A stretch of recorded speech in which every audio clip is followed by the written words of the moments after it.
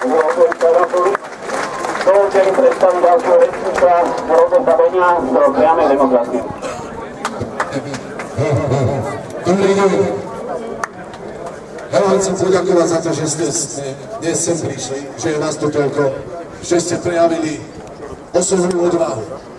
Ja si myslím, že tí ľudia, ktorí sa tu dnes stretli, sú pre túto krajinu podstatne dôležití. Dôležitejší ako politici, ktorí túto krajinu zle reprezentujú. Veľmi zle.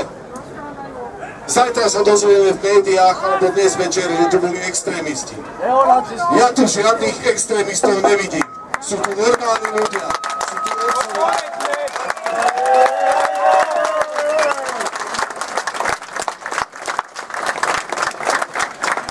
Strana Priama demokracia je presvedčená, že moc patrí ľuďom.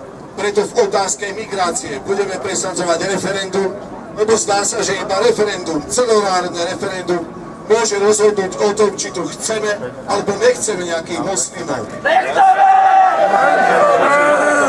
Je úplne zjavné, že prezident má úplne iný názor na túto vec ako predseda vlády. A keď sa nevedia dohodnúť politické špičky, čo si o tom máme mysleť?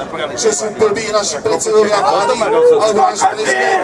Je to možné, že dvaja vrcholní politici, sa nevedia dohodnúť na jednej veci?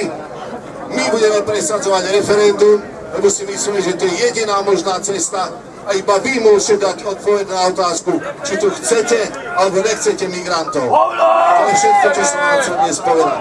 Ďakujem, že vás som